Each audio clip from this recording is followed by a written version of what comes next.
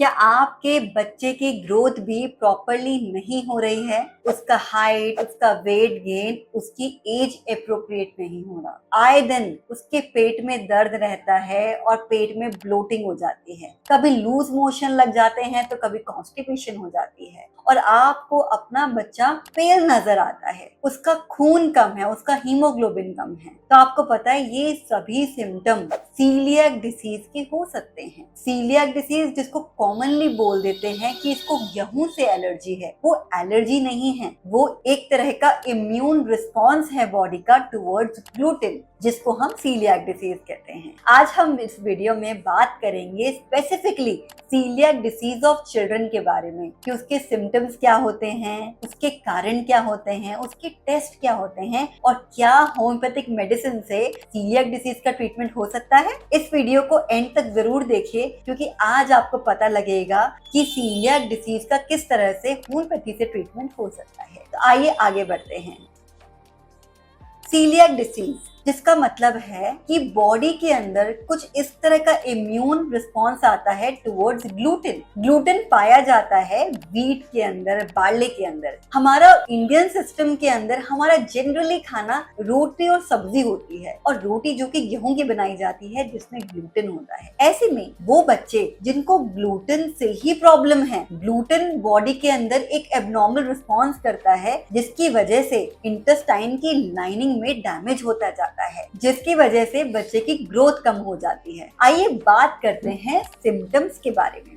Gluten allergy की वजह से उसके अंदर इंटेस्टाइनल सेल्स के डैमेज होने लगता है जिस वजह से प्रॉपर न्यूट्रिशन बॉडी में एब्जॉर्ब ही नहीं हो पाता। आप बच्चे को सब अच्छा दे रहे हैं, बच्चा प्रॉपरली खा भी रहा है, लेकिन उसकी इंटेस्टाइन एब्जॉर्ब ही नहीं कर रही हैं। उसके अंदर आयरन की कमी, कैल्शियम की कमी और जितना भी न्यूट्रिएंट्स हैं उन सबकी कमी होने लगती है, जिस वजह से बच्चे की ग्रोथ नहीं हो पाती, बच्चे की हाइट नहीं बढ़ पाती, बच्चे का वेट गेन नहीं हो पाता और बच्चे की इम्यूनिटी भी बहुत डाउन रहती है। ऐसे में मैं आज आपको बताऊंगी मेजर सिम्टम जिससे आप भी पता लगा सकते हैं कि आपके बच्चे को सीलियक डिसीज है या नहीं। सबसे प्राइमरी और मोस्ट इंपॉर्टेंट सिम्टम है बच्चे की ग्रोथ प्रॉपरली ना हो पाना, मतलब बच्चे की हाइट, बच्चे की वेट उसके एज अप्रोप्रिएट नहीं होती। दूसरा, आयरन डेफिशिएंसी एनीमिया, क्योंकि इंटेस्टाइन से प्रॉपरली आयरन एब्जॉर्ब नहीं हो पाता, इस वजह से बच्चे में आयरन की कमी हो जाती है और आप देखेंगे ऐसे बच्चों में हीमोग्लोबिन काफी लो रहता है। तीसरा सिम्टम, बच्चे का पेट ठीक नहीं रहता, मतलब बच्चे को आए दिन लूज मोशन लगे रहते हैं। वो कुछ खाता है ग्लूटेन का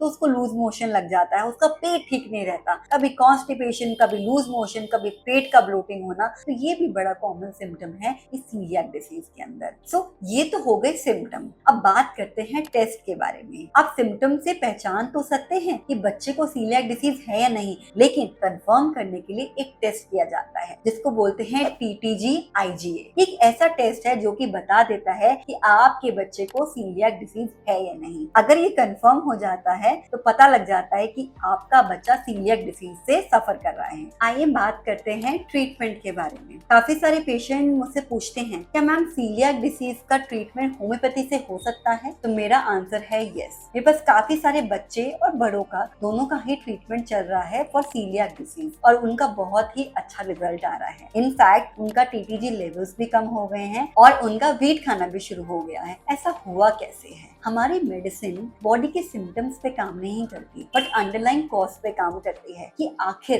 पेशेंट की ये सेंसिटिविटी क्यों डेवलप हुई, आखिरकार उसका इम्यून सिस्टम उसके खुद के ही बॉडी सेल को क्यों अटैक कर रहा है। हम पेशेंट की कंप्लीट हिस्ट्री लेते हैं जिसमें उसका स्ट्रेस, उसकी लाइफस्टाइल, उसकी फैमिली हिस्ट्री, सब चीजें पूछ के हम मेडिसिन सिलेक्ट करते हैं जो मेडिसिन उसकी बॉडी के सिस्टम पे काम करती है, उसकी बॉडी को हील करती है और उसकी इम्यूनिटी को, जो इम्यूनिटी जो उसकी बॉडी के खिलाफ हो गई है उसको हम ठीक करते हैं। ये ऐसी साइंस है जो पेशेंट की रूट प्रॉब्लम पे काम करती है। इस तरह से धीरे धीरे बच्चे की वो सेंसिटिविटी टुवर्ड्स ग्लूटेन वो कम होने लगती है, जो इसकी इंटेस्टाइन के अंदर जो एब्जॉर्प्शन प्रॉपर नहीं हो रहा वो इम्प्रूव होने लगता है, क्योंकि जो म्यूकस मेम्ब्रेन डैमेज हो रही है वो रिकवर होने लगती है। इसके बाद धीरे धीरे बच्चा इम्प्रूव होने लगता है, उसका एपेटाइट इम्प्रूव होता है, उसकी ग्रोथ अच्छी होती है, उसकी हाइट इम्प्रूव होती है, धीरे धीरे टीटीजी लेवल्स डिक्रीज होते हैं और उसके बाद कुछ पेशेंट में तो टीटीजी नॉर्मल भी आया है। तो अगर आपको भी लगता है कि आपको एक नेचुरल सिस्टम ऑफ मेडिसिन से अपने बच्चे का ट्रीटमेंट कराना है और आप चाहते हैं ये बीमारी उसकी अंदर से ही रिकवर करे,